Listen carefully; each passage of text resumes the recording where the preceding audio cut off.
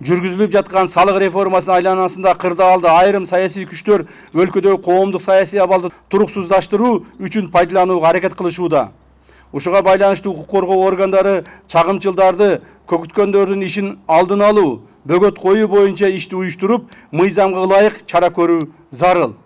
Себеби, урматтуу кызматкерлер, өзүңүздөр жакшы билесиздер, мына кечээки болгон ушул ККМга каршы митингдерде, ага каршы интернеттерде чыгып аткан маселелер боюнча айтып коеюн. Бир мисал, интернетте бир адам ушул бир аптадан бери, бир жумадан бери күндө бир 10дон ашык выступление чыгарат да, 10дон ашык ар түрдүү.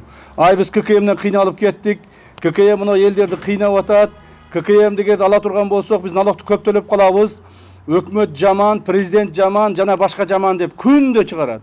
Күндө бир эле жолу чыгарбайт, бир 10дон ошондой публикация чыгарат. Анан мен тапшырма бердим, ушул адамды карагылачы, ким экен бул? Эмне кыйналып атыптыр буга? Эмне буга мынчалык күч келип атат? Десем, барып адамды алып келишти. Ал адамды алып келсе, ал адам эч кандай бу сатуучуларга тиешеси жок экен. Эч кандай бизнеске тиешеси жок экен. Эч кандай ККМге да тиешеси жок экен. Ал жөн эле көчөдөгү мына стройкада иштеген бир бала экен. Үйүндө жыртык диванда жатып алып туруп эле күндө ошол интернетке ошондой негативдер чыгарат экен.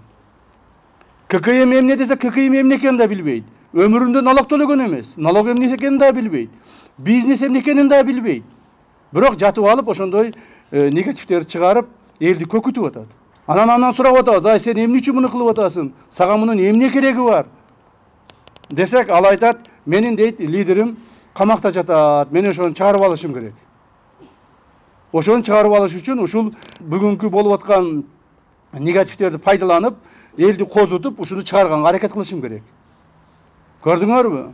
Мына ушундай максаттуу түрдө жок жерден проблеманы пайда кылган, жок жерден элди көкүткөндөр чыгып атат. Мына ушулардын үстүнөн иштешибиз керек биз. Ушулар коомубузду ар түрдүү нерсеге түрткөнгө аракет кылып атышат. Андан сырткары, мен муну ачык айтып коеюн, кечээки митингчилердин арасында биз кээ бир ошо митингчилерди барып талдап чыктык, карап чыктык. Карап чыксак, арасында эч кандай бул дордойго тиешеси жок эле адамдар жүрөт. Контейнери деле жок экен ал жерде. Ал жерде соода сатык деле кылбайт экен. Эч жерде ал ККМ менен иши деле жок экен.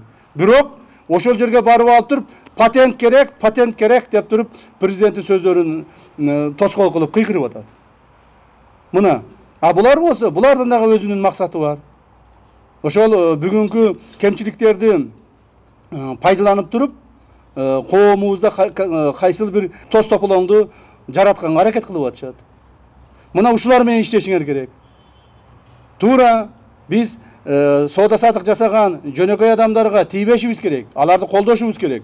Бирок ошолордун арасына кирип алып туруп, деструктивдүү иштерди жасап, коомду козготконго аракет кылып, өздөрүнүн жаман саясатын киргизгенге аракет кылгандарды биз жазалашыбыз керек. Ошолор таап чыгышыңар керек. Ошон үчүн иштешиңер керек. Жөн эле карап отурбастан. Митинг болуп атат деп эле отурбастан, митингди кимдер уюштуруп атат? Кандай максатта уюштуруп атат? Ошолордун арасында жүргөндөр кимдер болуп атат? Талдап чыгышыбыз керек. Мына ошол жерде кыйкырып сүйлөп аткандардын бир нечесин дагы талдадык. Алардын ар биринин жана башында айткандай 2ден 3дөн 5ден контейнерлери бар. Ошол контейнерлерин алар 200-300 миң сомго арендага берип, айына эле миллиондогон сом акчаларды таап атышат. Бирок ошого налог төлөбөй атышат. Ушуларды карап чыгышыңар керек. Ал эми арасында туура, арасында кыйналган бизнесмендер дагы бар, арасында кыйналган соода сатык кылгандар дагы бар. Бирок алар түшүнбөгөндөр, ошолорго түшүндүрүшүбүз керек. Кече Горький паркында бир аял чыгып сүйлөп атат, мен гүл сатамын, гүл сатканга мага ушу ККМ кой деп мени кыйнап атат. ККМ койсом, мен көп налог төлөп калат экенмин деп. Ай туугандар, ошо гүл саткан аялга айтып койгулачы. ККМ койгон болсо, эч кандай налог төлөбөйт. Эгерде бүгүн патент менен айына 5 миң сомдон төлөп атып, жылына 60 миң төлөсө, жылына 60 миң патент менен төлөсө, а ККМди койгон болсо, жылына 1 сом дагы төлөбөйт.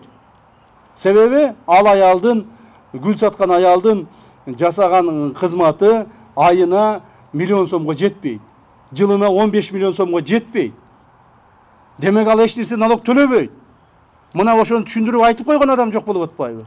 Ал аял болса кече митинг келип алып ыйлап атат. Мен ушинтип гүл сатам, бирок мени ККМ'ди кой деп атат, мени кыйнап атышат деп. ККМ'ди койсоң, сен кайра налог төлөбөй каласың.